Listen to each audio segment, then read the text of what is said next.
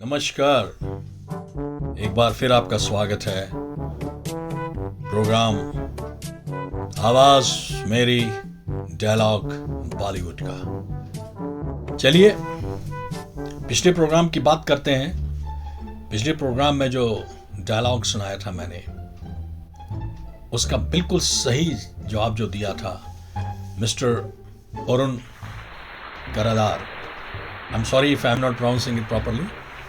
अरुण करादार जी, जिन्होंने सही जवाब दिया था। ये फिल्म मेरा शिकार, जिसमें डैनी डेंजॉन कप्पा थे और एक विलन के किरदार में थे। वैसे उसमें कबीर बेदी साहब थे, नवीन इशल जी थे, डिम्पल कपाड़िया जी थी। इसके साथ ही साथ में ये तो पहला जो बिल्कुल पहले बोला था, उसके साथ रितु पंडिता जी ने बिल्कुल सही उत्तर दिया कि ये किस फिल्म का है और आवाज़ किसकी है। उसके बाद राखी कौल जी ने भी बिल्कुल सही उत्तर दिया।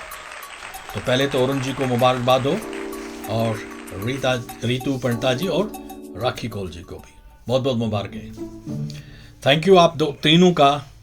ये अच्छा लगता है जब इंसान देखता है कि कुछ लोग बड़े उत्साह के साथ जवाब दे रहे हैं और दैट मीन्स वो देख रहे हैं अच्छी तरह।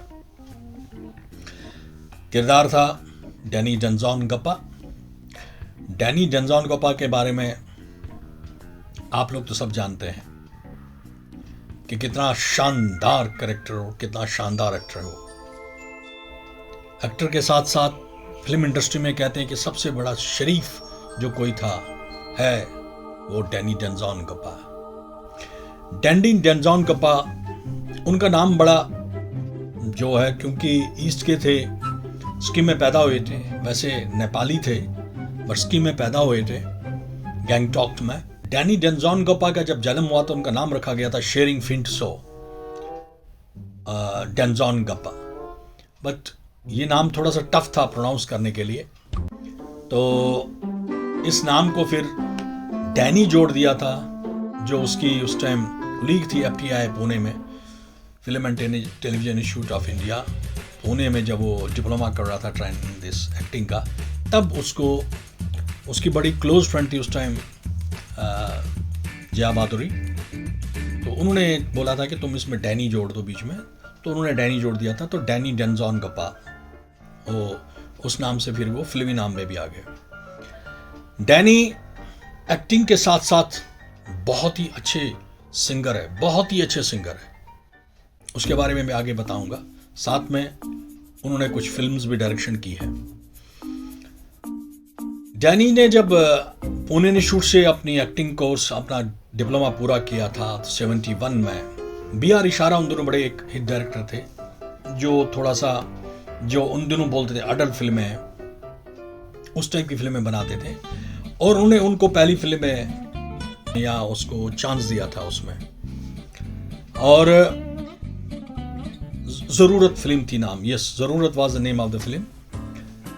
उसके बाद कई फिल्में आई उनकी जरूरत के बाद, बट जो छोटे छोटे रोल थे बिल्कुल ही।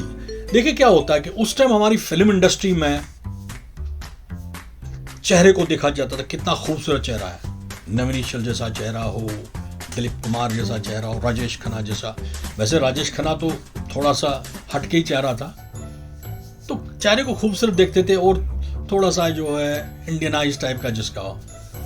डैनी वॉज द फर्स्ट, जो मैं बोलूँगा, जो ईस्ट से थे, या जिनको हम नेपाली शक्ल की बोलते हैं, जो ईस्ट से थे, मगर because of its strong acting skills वो छा गए दिलों पे। मेरा बहुत फेवरेट था। जब मैंने उनको फिल्म मेरे अपने में देखा था, बहुत छोटा था मैं भी उस टाइम, मेरे ख्याल में 10-11 साल का मैं भी रहूँगा उस टाइम। तो मुझे इतना अच्छा उसका वो कैरेक्टर लगा। और उसमें इट वॉज वेरी, मतलब एक स्ट्रीट फाइटर्स टाइप के थे, बेकार लोग होते हैं। वो गुलजार साहब की फिल्म थी, बहुत शानदार फिल्म थी। Main character was Meena Kumari and then Vinod Khanna, जो एस्टैब्लिश एक्टर थे उस टाइम। उसमें शत्रुघ्न सिन्हा और बाकी जो एक्टर्स थे, छोटे छोटे एक्टर रोल में, जिसमें पेंटल साहब थे, डैनी डेंजॉन कप्पा थे। और इसको देख के तो मुझे, मतलब इसके ऊपर से इतने इतने लंबे बाल होते थे, जो हम हिप्पी बाल रखते थे उस टाइम, बोलते हिप्पी बाल रखना, तो बड़ा अच्छा लगा था इस कैरेक्टर को देख के। मेरे अपने के बाद क्योंकि इनको बी आर चोपड़ा साहब ने किसी जगह देखा हुआ था, आई थिंक FTI में पुणे में, तो उनको प्रॉमिस किया था कि मैं आपको अपनी किसी फिल्म में रोल दूंगा। तो बी आर चोपड़ा साहब उस टाइम फिल्म बना रहे थे धुंध, एक मर्डर मिस्ट्री टाइप, जैसे इत्तेफाक बनाई थी उन्होंने, एक कोर्टरूम ड्रामा बनाया था उन्होंने, आई थिंक अदालत नाम था। इस टाइप की फिल्म बनाना चाहते थे वो, जिसमें वो छोटा सा रोल था but very strong character was there. वो किसी नए एक्टर को देना चाहते। पहले तो उन्होंने कई एक्टर से बात की थी, बट फिर उनको लगा कि किसी नए एक्टर को ये रोल दे दूं मैं। ये डैनी का इंटरव्यू देखा था मैंने, उनमें बोलते हैं, तो उनको बोला कि ये रोल है तो इस रोल को करना है। तो डैनी साहब खुश हो गए, चलो कोई भी रोल मिल रहा। अब उसमें जो इंट्रोडक्शन चाहते थे, he wanted that his character should so strong कि जो उसकी पहला शॉट दिखाया जाए वो बड़ा शानदार दिखाया जाए। अब वो बार बार बी आर चोपड़ा के पीछे पड़ गए, सर जी जो है ना ये इस तरह का कैरेक्टर ना, ये इसमें मैं दिखाऊंगा एक थाली फेंकते हुए और वो टुवर्ड्स कैमरा की ओर दिखाऊंगा। ये डैनी खुद बोल रहा बी आर चोपड़ा साहब को। अब चोपड़ा साहब जो है बार बार इसको कह रहे ठीक है यार आप करेंगे, बट अगर आप कैमरा की ओर फेंकोगे तो खतरा है कि कैमरा टूट जाएगा यार, इतना कॉस्टली कैमरा। तो जब ये कहता, मैंने 10 बार इनको बोला, कहता तो मैंने ऐसे ही करना सर। मैं वो चोपड़ा साहब भी देख रहे थे कि यार ये नया बच्चा है और इसमें है कुछ, मतलब कहते हैं कन्विक्शन किसी में होता है। उसने अपने असिस्टेंट को बताया, बट ठीक है यार ज़रा इसको देख लेना, रिहर्सल कर लेना, और साथ में कैमरा वाले को भी बताया देख लेना। तो कैमरा वाले ने अपने उस कैमरा के आगे जाली सी बनाई है, जिससे अगर थाली छोटी सी एक प्लेट होती है, अगर वो लग भी जाए तो कैमरा खराब ना हो। तो उन्होंने उसका रेल, जो पहला रेल से जब किया, डैनी उसमें मुड़ता फेंकता है और एक वर्ड बोलता है उस मतलब ज़हनी तमान को, तो उनको भी लगा यार, उन्होंने रिकॉर्ड किया था उस शॉट को। जब चोपड़ा साहब को दिखाया तो ये सेट मान गए भाई। और उनकी एंट्री उस फिल्म में, धुंध फिल्म में, इतनी शानदार स्टार्ट में दिखाते हैं, फ्रेंची ऐसे मेरी तरह रखा हुआ, इतने थे बाल, उसमें बैठा और गुस्से में प्लेट फेंकते हुए, बहुत ही शानदार shot. And he became a, कहते हैं ना, एक सुपर हिट ओवरनाइट।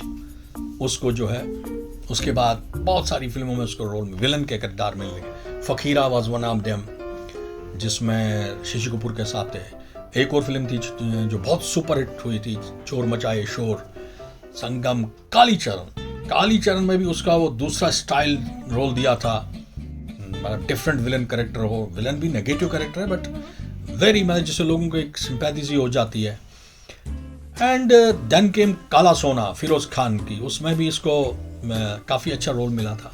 बहुत सारी फिल्में आई थी। Burning train again Chopra brothers की फिल्म थी, जिसमें उसका नेगेटिव कैरेक्टर था।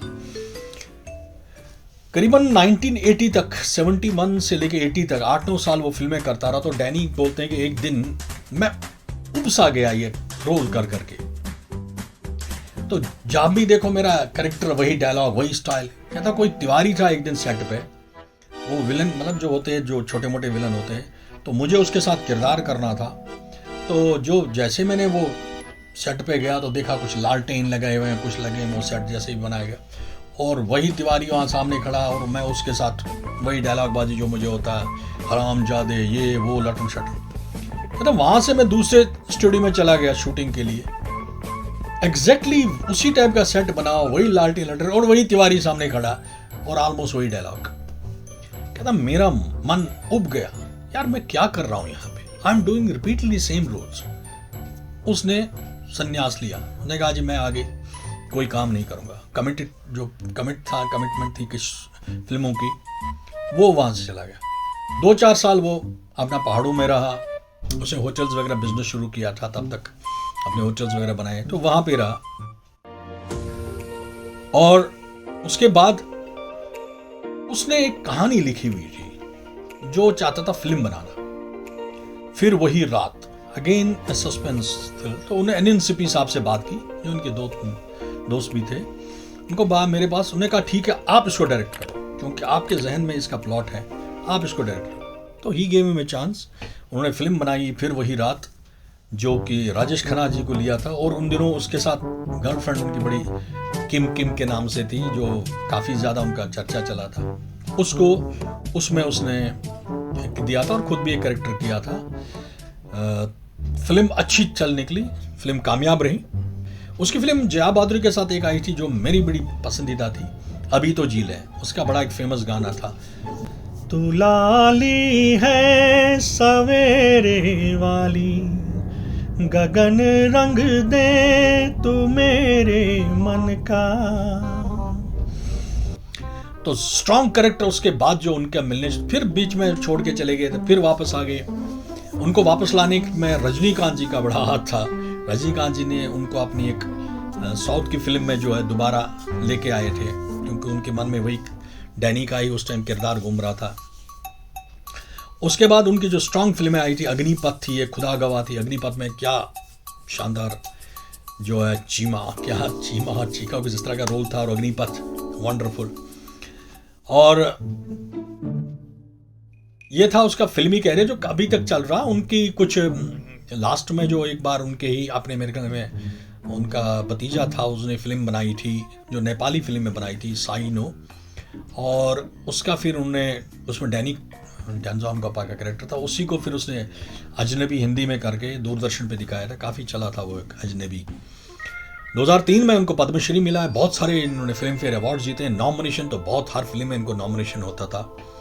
और जो गाने का डैनी साहब का जो था, जो जैसे मैंने बोला, ये गुलिस्ता हमारा में उन्होंने पहने गाया था कि वो जॉनी वॉकर पे फिल्माया गया था। क्या रे? मेरे पास आओ, ओ मेरे पास आओ, तो मेरा नाम जा। और जॉनी वॉकर साहब दारू बाज होते हैं तो वो ये गाना गाते हैं। और फिर काला सोना में उन्होंने उनका बड़ा सुन सुन कसम से, ये गाना बड़ा हिट हो गया था उनका, सुपर हिट हो गया था उस टाइम। और उसके बाद एक नया दौर फिल्म में भी उनका एक मेरे ख्याल में गाना एक आया था। नई फिल्म नया दौर, बहुत पुरानी। नेपाली फिल्मों में उन्होंने बहुत सारे गाने गाए। डैनी साहब आजकल बहुत कम ही फिल्मों में आते हैं।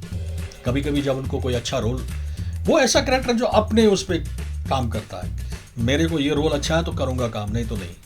और काफ़ी उन्हें होटल्स वगैरह बना रखे हैं वहाँ। मैं उनके लकीली एक होटल में ठहरा हूँ गैंगटॉक में। मेरा 4-5 दिन का स्टे था, कंपनी की मीटिंग थी वहाँ पे, तो वाज लकी ना। क्या जगह है गैंगटॉक भी।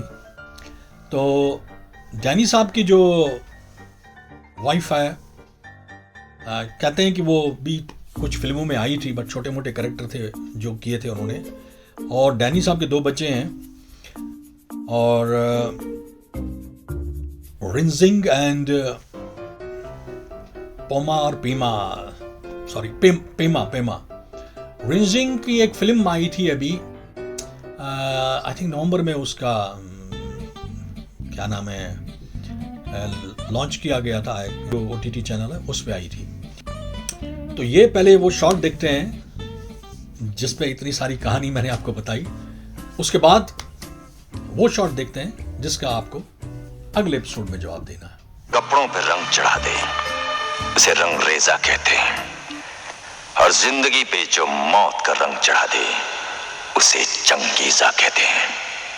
हमारे स्वागत के लिए तुमने फर्श पर कालीन नहीं बिछाया, इसलिए हमने लाशें बिछा दी।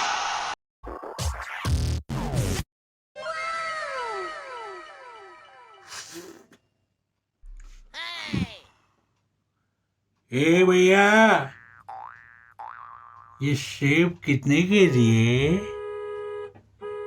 जो भाव कल था। कल?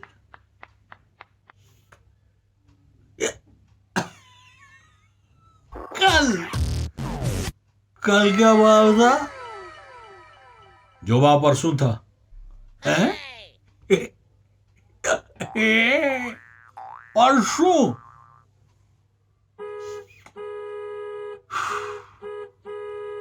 परसों? परसों ठीक है, मैं फिर ऐसा करूं, मैं परसों आता हूं, ठीक है ना? ठीक है।